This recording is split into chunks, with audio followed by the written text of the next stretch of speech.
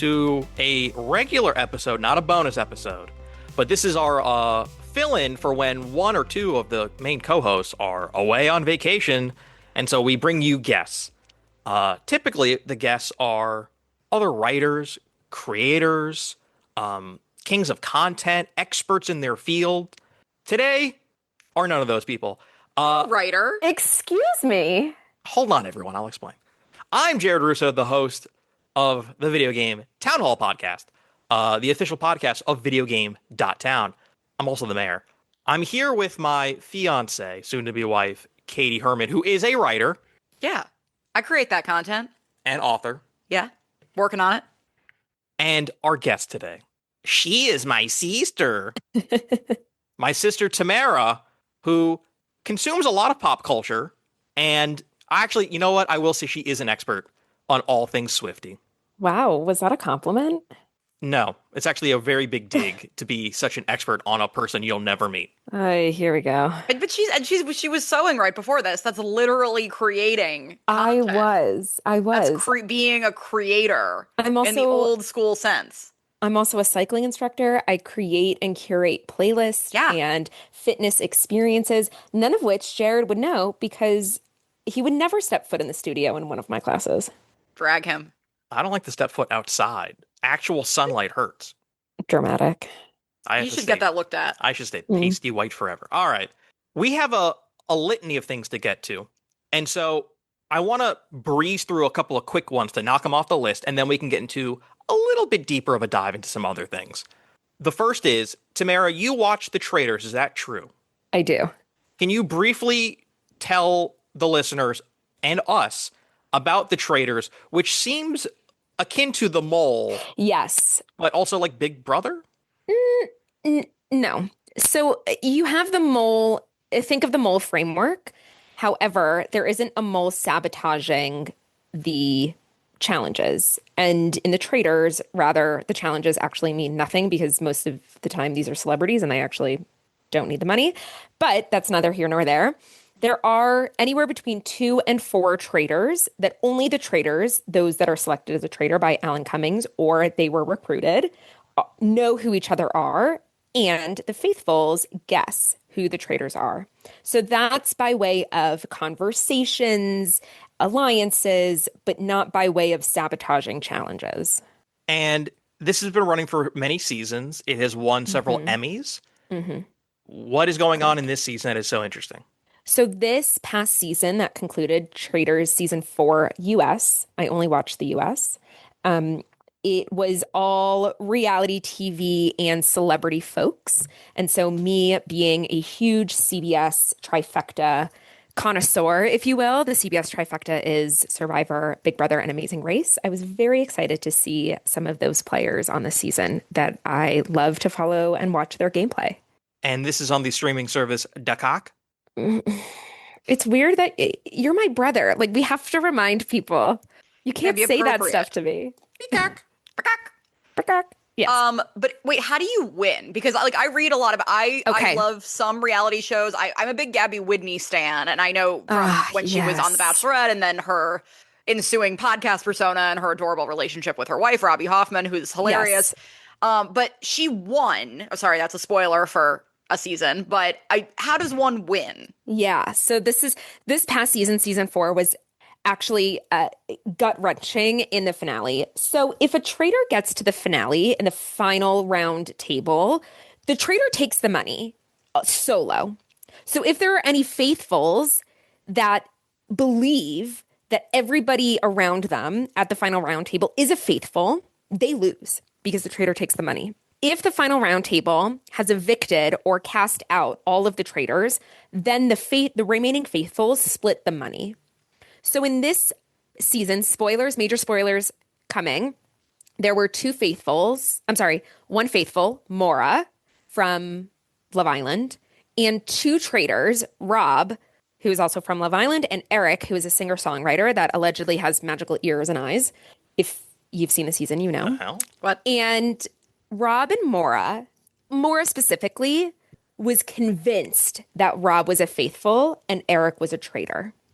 And she, before the final roundtable, was saying to Rob, oh my God, we're going to win, the two of us. Can you believe this? From the very beginning, we're these Love Island alumni. This is going to be amazing. And they cast their vote to evict Eric, and he was found to be a traitor. And Maura thinks she is splitting the pot with Rob, and Rob has to break her heart and say, I'm actually a faithful, and he won the whole pot.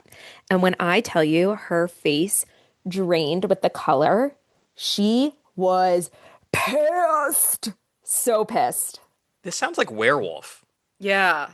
I don't know what that is. It's a game that's basically like kind of like Mafia, which is what they called it when I was a kid, when you're like with a big group of people and you're trying to figure out like, in that you all close your eyes and the werewolf kills one of the townspeople and you don't know who the werewolf is, and then you wake up and you have to figure out who you vote someone out and you don't know if they're a werewolf or not. Among Us, the video game, is like that. There's a lot of things like that. Traitor. You know what's really funny? I just went onto the Wikipedia page of the Traitors, and it says that this show is a social deduction game similar to Mafia or Werewolf. Well, there you go. Or Good job, you guys. Where there's like one alien and the little space people, and okay.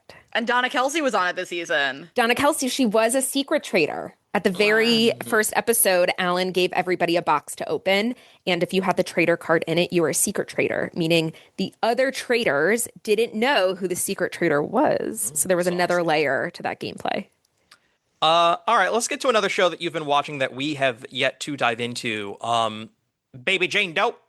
Baby Jane Doe. Baby Jane Doe. Can you guys just explain Baby? I mean, I say it and I've seen like the meme, but I need the scene. And I also, in the meme, I've seen that one of the actresses in it is Machu Picchu from Glow, who I fucking love and was the greatest character on Glow. Does Machu Picchu from Glow say Baby Jane Doe, or did I make that up? I don't know who Machu Picchu from Glow is. She's like a plus-size Latina actress who's very, very wonderful, and I don't know her name in real life. Okay, so no, that's a different character. Okay. So Baby Jane Doe is a character. It's in her name. She's a baby that doesn't have a name. She's Jane Doe and was found in a dumpster or what have you. I don't really know kind of the origin story, or rather, I don't remember. And our character, Dana, she's the charge nurse. She is a rootin' tootin' Pittsburgh native who has a thick accent, and she says Baby Jane Doe, and she says it very energetically and a lot of emotion behind the weight of the words Baby Jane Doe. And there is this one famous line in one episode where she's like, Baby Jane Doe, she's taking formula well, she's good. You know, it kind of continues the character line of Baby Jane Doe without actually having a scene with her in it. The actress's name is Brittany Young, and on the pitch, she plays Carrie Cohen. The one I was talking about, who is, I'm actually wrong. She was born in Tokyo, raised in Alaska. Her father's African-American. Her mother's European. Wow, she's very cool. Wait, she's on Paradise? Oh, episode Mayday, which that's like the apocalypse episode. We'll get to that. All right. Anyways, so the Pitt She shows up and stuff. She's amazing. Yeah, the Pitt season 2 is over. What are your thoughts? It wasn't as good as Pitt season 1, and I enjoy it. I enjoy the Pitt. I do think it is a show that is better served binging. If you don't know the Pitt, every episode is a different hour in a shift at the ER, and so for a lot of continuity purposes, they're very intentional about the background actors and who is coming and going, who's walking in and out of the scene. It's all very intentional in that. I think the Pitt is better watched binging. And that's how I felt at the end of the season. But it's a very good show. It's amazing, very well written. The characters portray a lot of a wide range of emotions. And you can see from the first episode, right, that's 7 a.m. all the way to the last episode, which is 8 or 9, the demise that they have, right? They have bags under their eyes. Their hair is a little frizzy. They're tired. They're lethargic. So it's very interesting, the whole concept of the show. And it's on HBO Max. Mm-hmm. And it's won a ton of Emmys. Mm-hmm. But when will Baby Jane Doe get her award buzz? When will she start to sweep all of the awards? Justice for Baby Jane Doe. I mean, I do think Baby Jane Doe was played by, I don't know, 47 different babies, both of, genders in between. So I don't know who you're going to have to give the Emmy to. All of them? I mean, all of them really deserve the Emmy if you think about it. Will this make you go back and watch ER? No. I'm rewatching Grey's Anatomy. Even though it has Noah Wyle and George Clooney? No, I have no interest in ER. I am Grey's Anatomy stand. No, it's not. Minus the 24 style 1 hour per episode. Yeah, it is. They're about doctors. Jared, you haven't even seen the show, and you're making the statement based off of ER. What? Okay, but you haven't seen The Pit. You can't have a great comparison here. It's Noah Wyle. It's that dead. They're in a hospital. All right, okay. Anyways. Well, we started watching House. We did start watching House. Jared has seen it. I have never seen House. That was played pretty often in our house growing up. Yeah.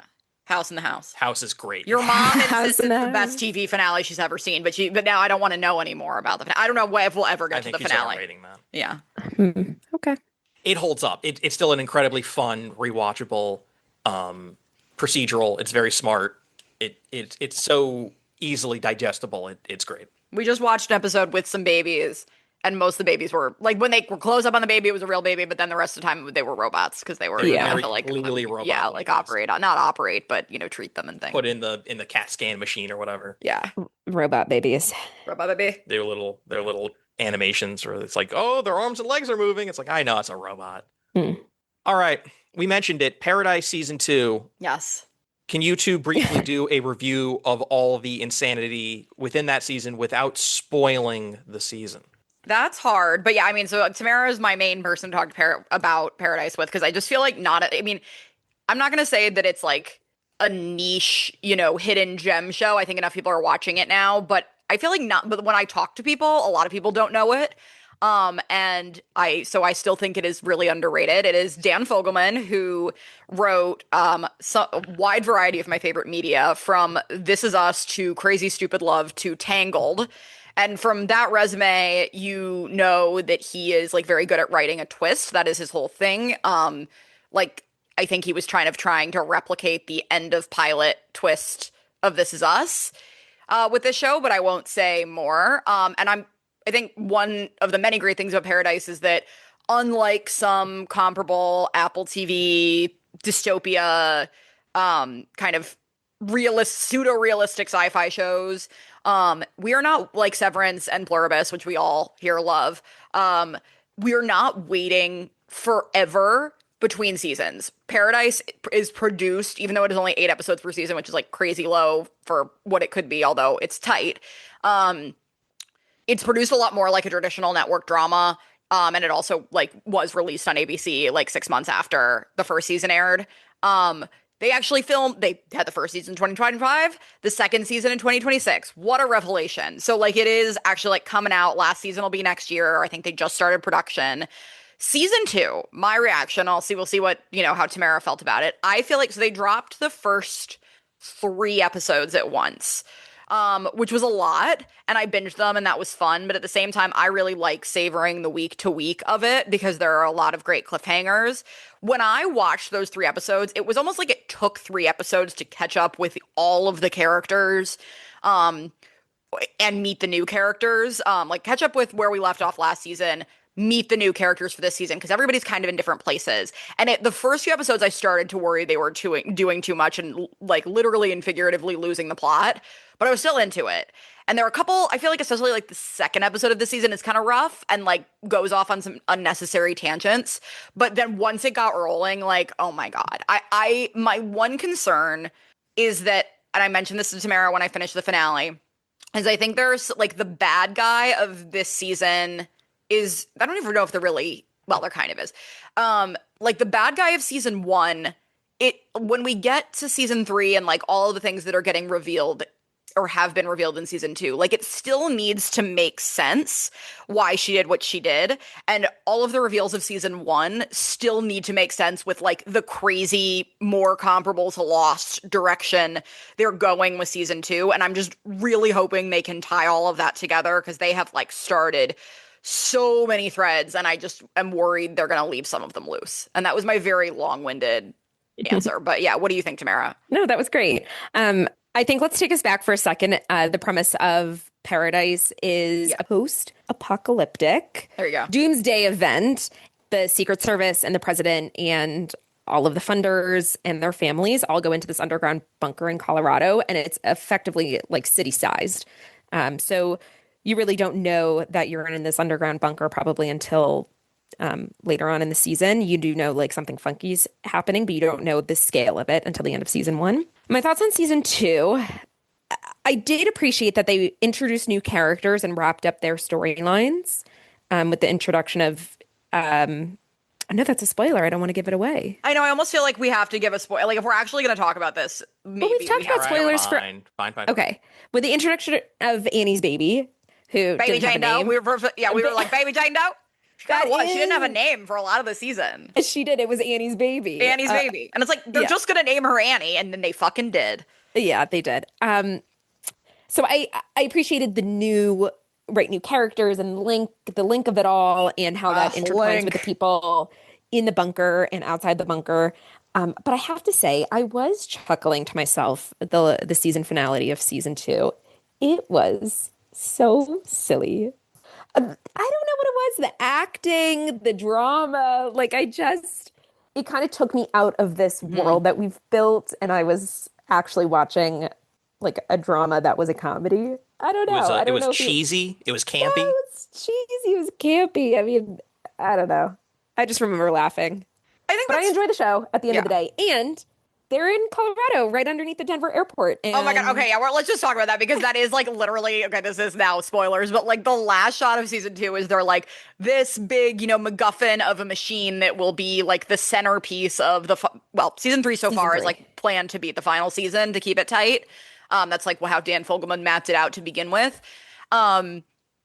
This like thing that is going to be the centerpiece of the whole plot, this big machine, is underneath the Denver airport. And the last shots are the blue horse, which Tamara has informed me is named Lucifer, and like the skyline of the Denver airport. And that I was cackling at because that's like, there are all these conspiracy theories in real life about like the Denver airport being like related to the Illuminati, alien activity, whatever. Because it's like got the fucking weird like cone pointy parts, and Tamara lives in Denver. And then it's to reveal it's like it was just like such an in joke for like Denver people. I feel like that it was. I loved it. It was great. I loved it. And we got freaking horse. Lucifer got a cameo. With his he's got red eyes, the piercing. Yes. Lucifer is a perfect name for him too. I mean, I love a portmanteau. I completely see what you're saying. I'm like about it going a little there is no question this season went off the rails. The question is like, are they going to be able to keep the train on a track? Like people were starting to throw out like Lost comparisons, and Lost I never watched Lost, but from what I understand, it went from being like amazing prestige TV for a few seasons to just being like an absolute mess closer to the end. I think the question is here, like in 3 seasons, will this kind of go through the same thing? And I really think it could go either way. Like if they can genuinely tie up loose threads, I also just like have a higher tolerance and enjoyment of camp. Like what I keep comparing this to, in terms of like my own hyperfixation, is Bates Motel, which is one of my favorite shows ever. And it's plot wise not similar, but just in terms of it being like this limited series that kind of is a cult favorite, like written by like heavy hitting TV writers, with in kind of a tight, controlled, set number of seasons that they had planned, really like meticulously planned out from the start. And that it's like a combination like drama and camp piece. Like that it's not meant, I mean, Paradise I think is meant to be more serious than it is, but like Dan Fogelman, like Tamara, did you watch This Is Us? I did not know, but I'm familiar enough. There's so much of this storytelling that is the same thing, and that's like Dan Fogelman's strength and his weakness, where like sometimes I just roll my eyes at like this is just like so Dan Fogelman. Like, you're watching something and you're like, this is the most Ryan Murphy thing that's ever happened. I think like with This Is Us, Dan Fogelman can drift into that where like, oh, we're spending 45 minutes on the backstory of this character that's only really relevant for the next 2 episodes. And like on one level that adds to the humanity of the characters and the storytelling, but on the other it's kind of like, all right, let's move on. This isn't like we want to know what's going on, and it's like making it kind of cheesy. Sterling K. Brown was in This Is Us, right? Yes, and then Dan Fogelman wrote this show for him, and he sourced Mandy Moore from Tangled. He's got his regular players, and then I think one of the guys in like a couple other like minor roles in Paradise are also This Is Us. Like I think Cal's dad is like the surgeon or the gynecologist who like delivers the Pearson kids on This Is Us. Keep it in the family. Yeah, and I love that. I mean, like, I'm a big fan of his. And I think like I have like a higher tolerance for like the cheese of it. But I completely agree with that criticism. Like, there's absolutely stuff to critique. I just think it's so much fun and recommend it to a lot of people. It's a good show. It's a good watch. I definitely recommend it. And for me, the cheese of it all, I really like physical cheese. I like Gouda. I like Brie. I like Gorgonzola. I mean, cheddar, pepper jack, right? So I just say a quesadilla. We don't have time for this. Yeah, that's where I like my cheese. Hundo P. Somehow, Paradise, a show that is good, but not all time, it might be all time for me. Is a show that Tamara will watch, and yet some of the all-time greatest shows she will quit halfway through because here we go. Doesn't finish anything in her life. Okay, well, go on, drag me. You have your minute. Game of Thrones, Fallout, Better Call Saul. I never started Better Call Saul, so I can't. What are the other ones? She doesn't like Mad Men. Oh, Mad Men! Oh my God, Mad Men. You finished Sopranos though. I did. Okay. Do I have a moment to defend myself? Yes. Thank you. You have bad taste. Okay. Quitter. Oh my God. So here's the thing with Mad Men. I got through the first 3 seasons. Oh, actually, if this is Mad Men bashing, you don't have a moment to defend yourself. No, just kidding. Go ahead. And the first 3 seasons, okay, fine, they were great. And then it got really slow, and I just couldn't get myself to watch the 4th season. And then I went back to it and rewatched the first 3 seasons again. Why? And got to the just same keep point, going from where you left off. Don't scream. Okay, and then with Fallout, I did complete the first season. Okay, I completed the first season. I just haven't gone back to the second Paradise season. Is better than Fallout. But that doesn't mean that I won't go back. And Game of Thrones. All right, here's my thing. Now I'm fired up. During the pandemic, right, everybody was starting to rewatch shows. Nobody rewatched Game of Thrones. Because they all watched it live. Right, so you're telling me it's this great show that you never want to see it again? Come on. So in my defense, I did start Game of Thrones. I think I got through the 2nd season. Yes. And then, here's the issue: life happens. I'm busy. You stop right before the best seasons. It's like the show peaks, and you're just like, oh, I don't want to see that peak. All right, Tamara, I have the trump card. Are you ready? I mean, I hate that expression because it reminds me of someone, but yes. Are you ready for me to play it? Okay. This man stopped reading Harry Potter after Prisoner of Azkaban. Okay, see. So if he's talking about stopping when the getting is good. It turns out I was vindicated. I was validated. No, you were vindicated by her being a bad person, but not by the story. She's horrible. The literature. Here's the thing, Katy. I have no choice. Right, Jared is my family. He is my big brother. Yeah. I am forced to spend the rest of my life in his purview. You have chosen this man and continue to choose this man every day you wake up. That's true. Okay, so that's on you, babe. You know what? And that's challenged every time we come on this podcast. But I will also say that I had a coworker who I love dearly who actually stopped reading Harry Potter after book 5, which is somehow even worse. My God. Because then shit was really hitting the fan. But I Prisoner of Azkaban is one of the best in the series, and you're just like, yeah, that was fantastic. I'm going to stop now. Can I go on a and now you can't drag Tamara for doing the same thing with TV. Can I continue to go on this tangent about Harry Potter really fast? It's about Mikey. Sure, okay, absolutely. So the listeners don't know who that is, but this is Tamara's best friend. All right. Mikey is a very good friend of mine, and he is a first-generation American. His parents are Moroccan, so he didn't grow up in the traditional American culture, Harry Potter. He's never read Harry Potter, and he's never seen Harry Potter. So one night, we were in the basement, and we said, Mikey, can you name all the Harry Potter books? And so here we have Mikey's Harry Potters. Number 1, Secret of Chambers. Yep. Close. Number 2 doesn't have a title. Oh, 2 doesn't have a title. Yeah, okay. Interesting. Number 3, and I quote, the goblet of it can't be fire, right? Did you say gorblet? I did say gorblet. Correct. The gorblet? Gorblet. Number 4, Prisoner of Azkaban. So he has some of these just in the wrong order. Okay. 5, 6, and 7 don't have titles. However, he did throw out 2 additional titles, but he wasn't sure which order or which number they were. So the first one is The Phoenix That Doesn't Return, which arguably is my favorite title. Me too. And the last one is Hollowed Mystery. Wow. I'm surprised he didn't do a Fantastic Beast in there too. That's that's Harry those Potter. Are amazing answers. That's Harry Potter, the ask my ask these people on the street to name sports teams that you show me. That's you show a bunch of drunk girls in Nashville the logo for the sports teams. And they're like, The Flying Birds. And I like, name a woman for $1. Right. I miss Billy. Billy Eichner. Name a woman. Best show ever. Billy on the Street. If you haven't, listeners, if you haven't watched Billy on the Street, please go to Hulu and binge it right now. It's the best of the 2010s. For listeners who also don't know me, I absolutely despise J.K. Rowling now that we know that she's a horrible bigot, TERF, awful. TERF is such a terrible term because you're not actually a feminist if you exclude trans women, but I digress. But the story of Harry Potter has been a long time favorite thing, and I'm now it's been very something I've let go, and that's been a bummer for me. But I did attend 10 Harry Potter conventions before in my youth, before we knew what a horrible person that she was. Wow. My last thing that I'm gonna say on the like Paradise TV thing before I let Jared move us along is I was actually thinking about this as we prepared for this podcast. Is I think that there's like everybody has their like two different Mount Rushmores of TV, and I think it's like there's the ones that you know are like on the universal Mount Rushmore that you agree with. So like Mad Men, West Wing, Breaking Bad, The Wire. Okay, I haven't seen those shows, so I named the ones that I have seen.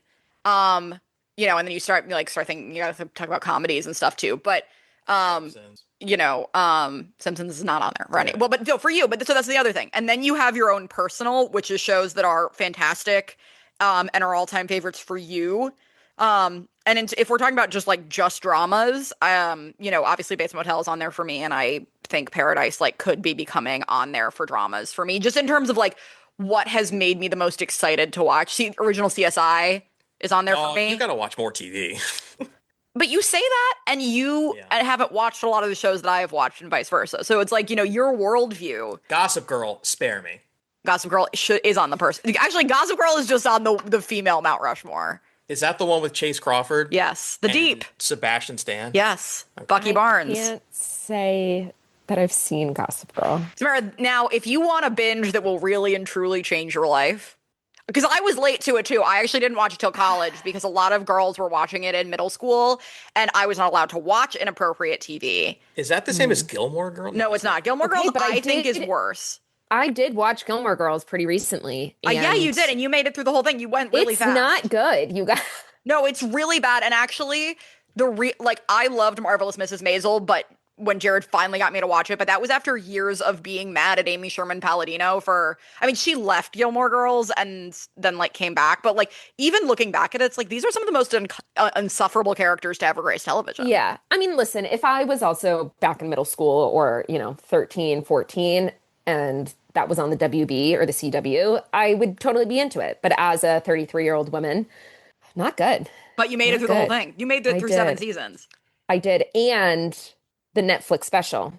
Which I told you had to watch just to see how it ended. No, of course. Of course. Listen, they're no Kyle XY or Ghost Rider. Oh, Kyle XY! That show and, oh my God, what was this other show that Dad and I used to watch? Crashbox. Evergreen? I don't know. Everwood. Dad and I used to watch the show. It came out in 2002. It was a drama, 4 seasons.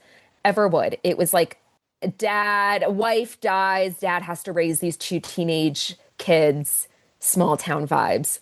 It was great. On the WB. Listen, we can't keep getting into old shows that are great that didn't last very long, because I'd be getting into Rubicon, and we could spend another hour. Are you a Firefly person? No. Okay, just checking. Anywho. I love Nathan Fillion. Oh, yeah, he's great. All right. We need to get to Project Hail Mary. Yes. All 3 of us have seen the film. Only one of us has read the book. So, Tamara, can you tell us some of the differences between the movie and the book, and then briefly just sum up your thoughts on how amazing it is? I would be happy to. So I read the book in tandem with the audiobook by Ray Porter. He is the narrator, and it truly was a magical experience. If you haven't read the book, read it. And if reading books isn't your thing, try the audiobook. It is truly a gift, that book. It was amazing. A few of the differences, they didn't really go into detail about why Ryland Grace was actually chosen to go into space. Effectively, there is a gene that some of the astronauts were tested for that can withstand long medical comas, and Grace had that gene. They didn't expand on... There's one scene in particular while reading and listening to the book that I really appreciated was if the mission goes to shit and we have to die by suicide. How does everybody want to die? And Ryland Grace at this point is not chosen for the mission and is writing notes. And one of the characters, one of the astronauts says she wants to do heroin. And she's like, well, I want to know, like, why everyone's so, the first shot of heroin, why is it so euphoric? And then dose me appropriately to overdose me. And someone else says, give me a bottle of vodka, and that's why the vodka was in the ship. And somebody else says, just a single bullet.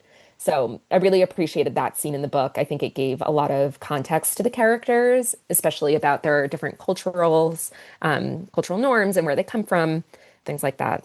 And Ryland Grace is not hot. So the fact that they chose Ryan Gosling, I get them to, those are the same people to me. Oh my God. Well, he's hot. Something to unpack. Oh, he's good looking. I think the hottest he's ever been. Ryland Grace is a nerd. I think the movie. Nerds are hot. No, of course they are. But I'm saying. That's why I'm sitting here. Oh my God. I think I would have appreciated a more average Joe looking character instead of Canadian Ryan, whoever he may be.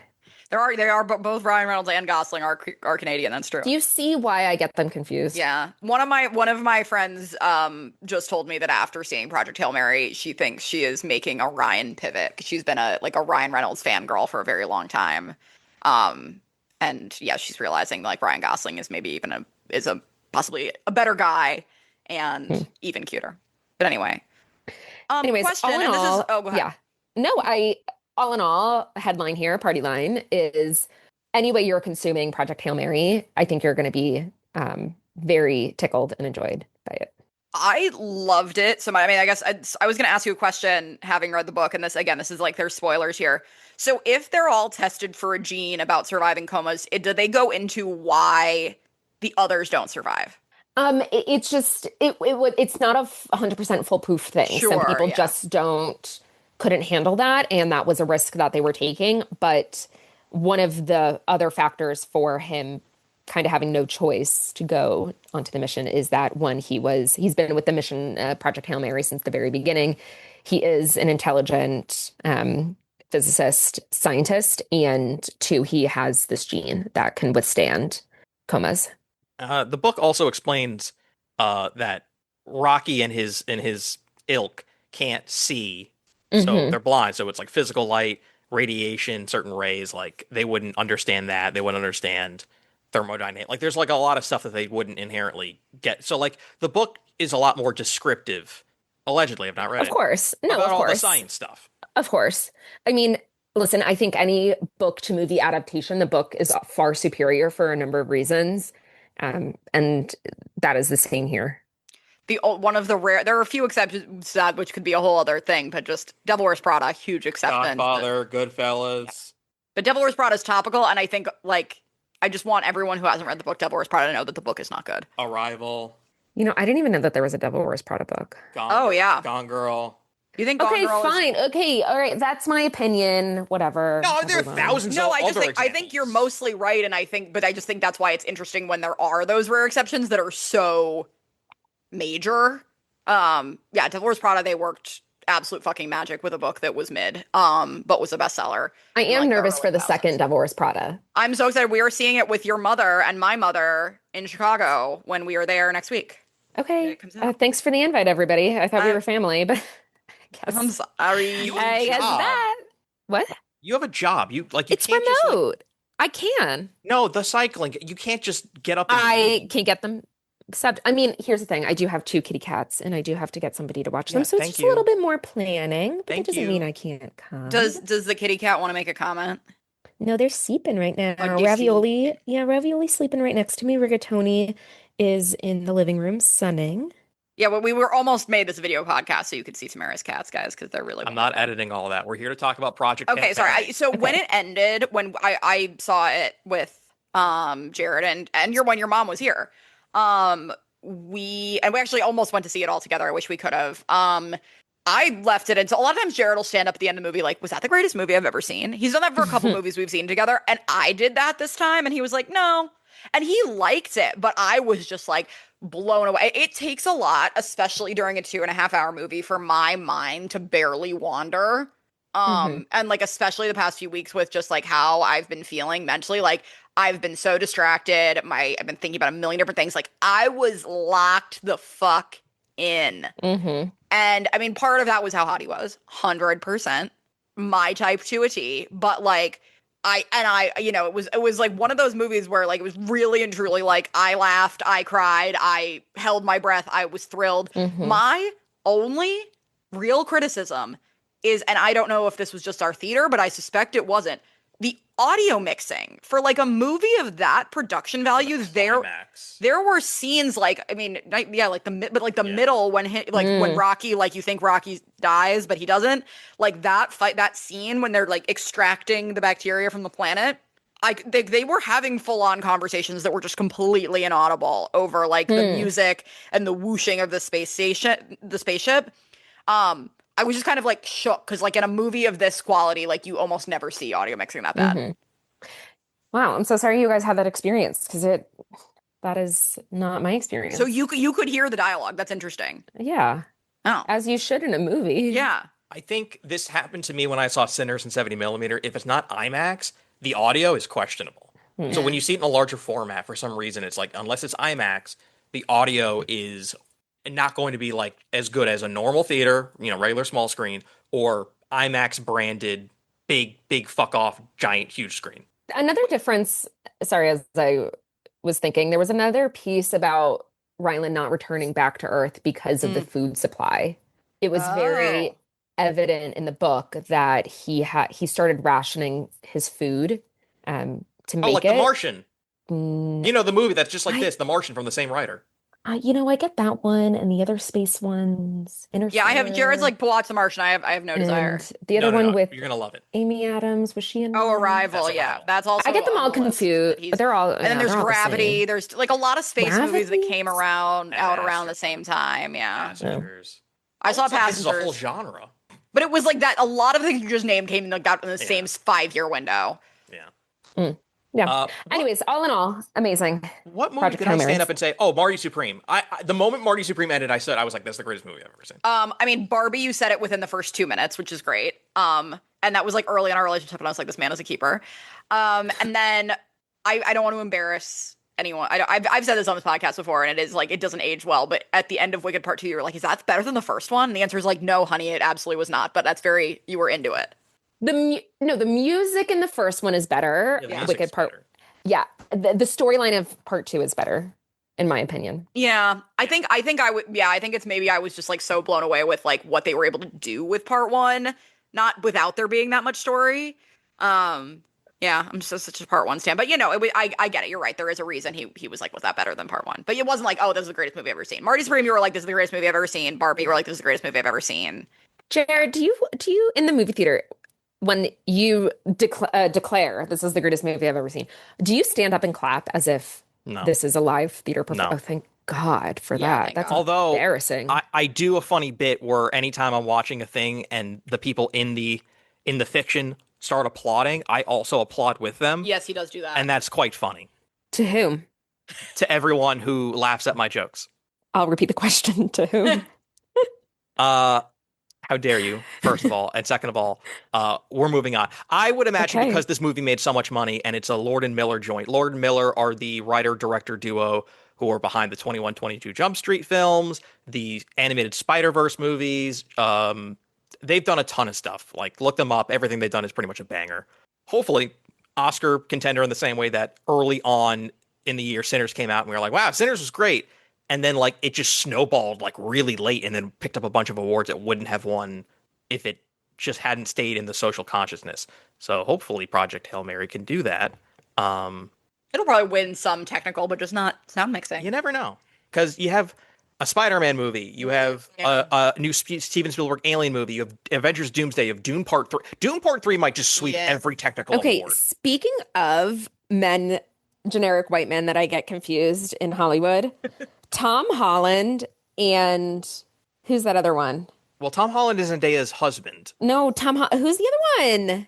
There's 1,000 Tom. I don't know. I don't confuse Tom Holland with anyone. Timothée. Timothée Chalamet. Oh my God, that's the biggest insult to Tom. One is British and one is not British. Okay, you act as if I know I don't know. I know a lot of pop culture, don't get me wrong. I do not know actors and actresses. I cannot name them. I don't recall. Everybody looks very similar to me. God. Listen, this is not as bad as our brother not knowing who Patrick Mahomes or Meryl Streep was. That was bad. Ashton doesn't know who Meryl Streep is? He didn't for a very long time. What the fuck is wrong with him? He just watches anime and he goes to work and he just doesn't know. Hi, Tamara. Oh, hey, what's up, guys? Yeah, I'm good. Who? I don't know who that is. All right. Okay. We're going to move on. Do you two have any Taylor Swift related nonsense to talk about? Because I'm going to give you 5 minutes to do so. First of all, we can always talk about it, but there is not a lot of news. Don't limit us. Okay, this is the Girly Swirly podcast.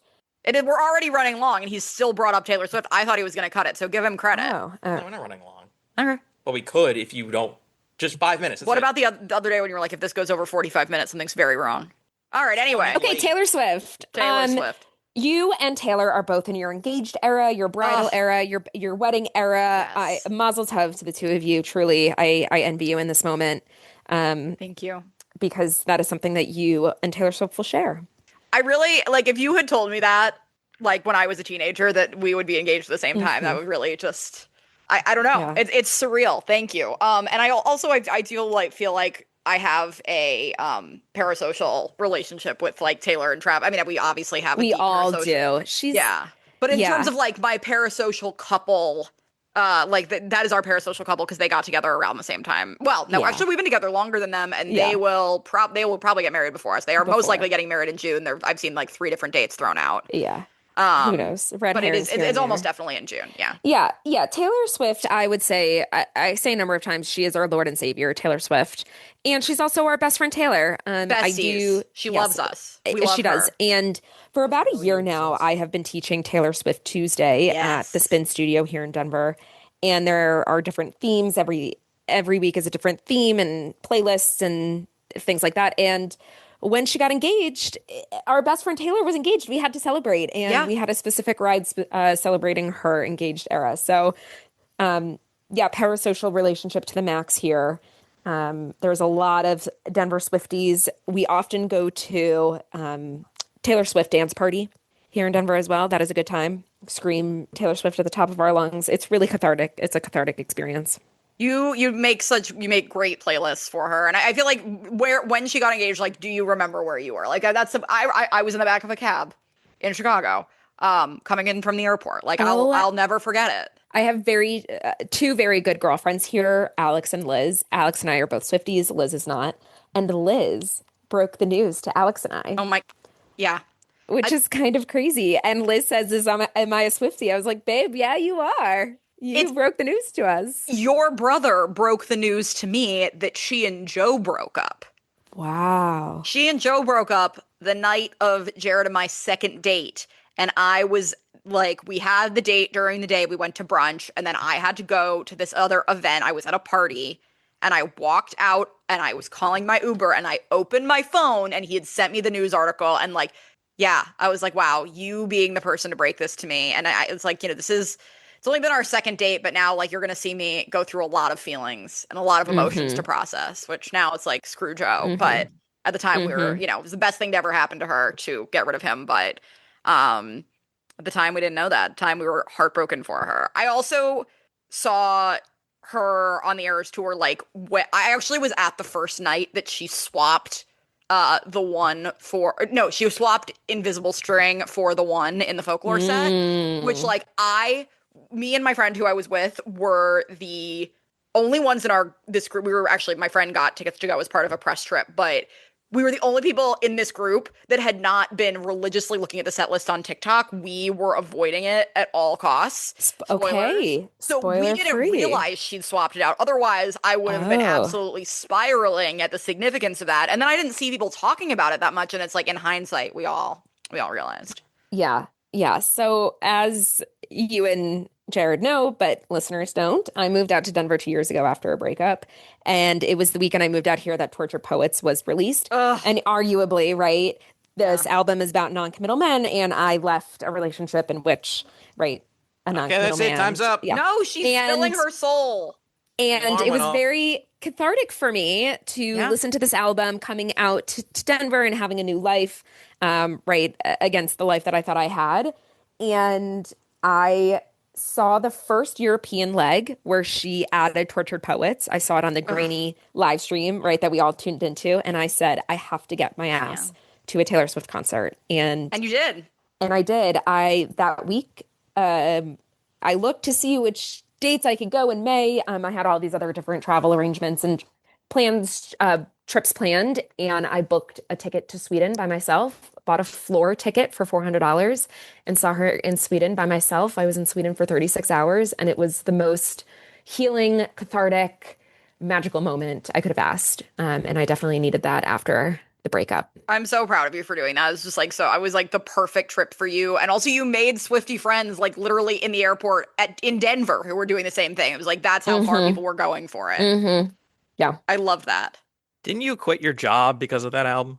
I was actually going to say that and I figured you'd want to move on, but yes, I did. Yeah, it's time to move on. No, I did low key. I heard, but Daddy, I Love Him. That was like this fuck it attitude and just the lyrics of it. And I, because we were all like up till 2 a.m. 3 a.m. waiting for part 2. It was 2 a.m. for part 2. And it's just not sleeping. And I was like tossing and turning and realizing like the poeticism of that album and like the amazing writing and that like I was not having the window to do my best writing and my best work and my best, just live my being best your best life. self. Yeah. So Tortured Poets Forever is so meaningful for us. The life of a showgirl's better. All right, we're moving on. I just wanted everyone to know that Bob Dylan's still alive, so all the Swifties need to calm down on their hyperbole. You need to calm down. Yeah, see, good reference, Jared. Good reference. Yeah. When we first started dating, I need everyone to know, we really will move on, but I need everybody to know that when we first started dating, Jared was like, yeah, I know one Taylor Swift song, and it's Shake It Up.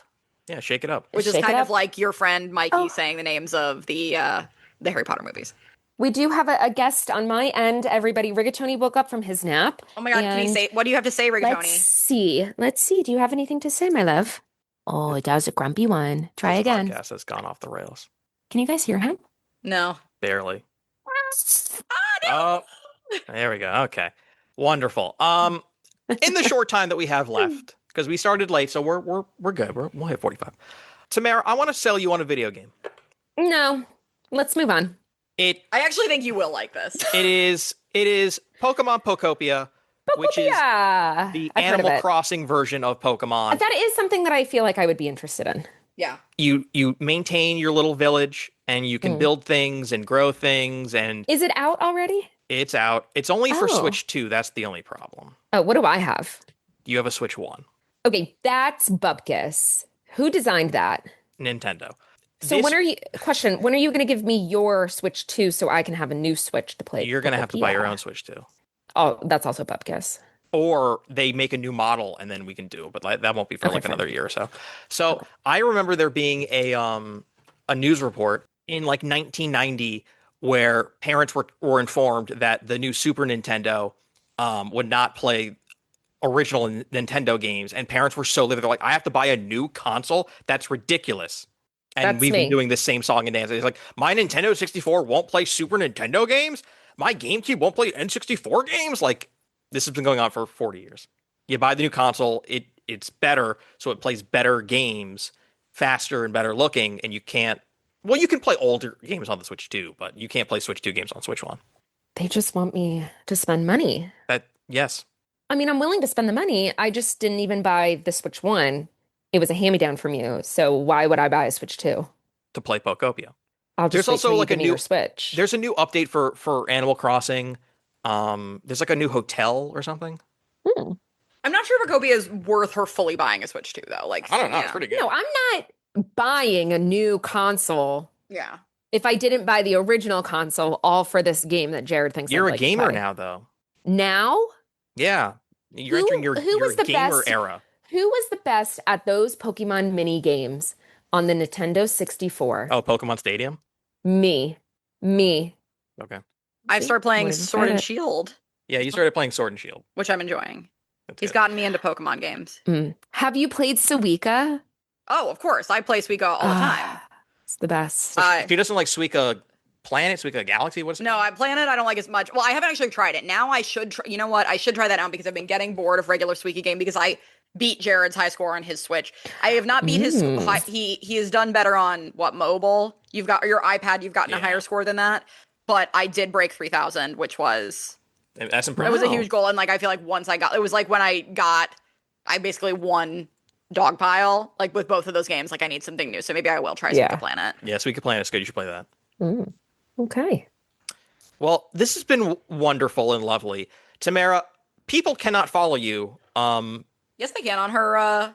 No. What are you talking about? No, you can't find her. Her cycling Instagram. Don't follow. Don't look her up. Oh my God. Don't be a fan. Leave her alone. Stay away from her.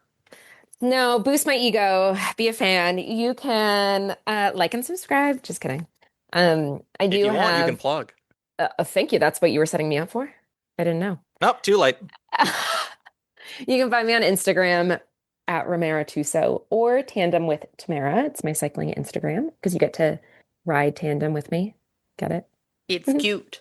It's cute. Yeah, that's it. Thank you so much for having me. Katy, where can people find your work on the internet? Instagram, I am private, Katy B. Herm. You can follow my nonprofit work at the Hansel Foundation. And you can also read my work on BuzzFeed.com/Katy Herman. You can follow all of our work at videogame.town. All of our socials are there. I don't feel like repeating them all. Thank you for listening. Tamara, we will have you back eventually. Yay, I'd be honored. This was fun. It was so fun. Okay, Rigatoni, last words. Sir? Oh, no. Okay. No. Should I meow into the microphone? No. Are you sure, Riggs? Give me something. Come on. Meow. Okay. Never mind. He's camera shy. He is. Mic shy. Yeah, microphone shy. He's mic shy, yeah. All right, everyone. Say bye-bye. Bye-bye. Bye. Bye-bye.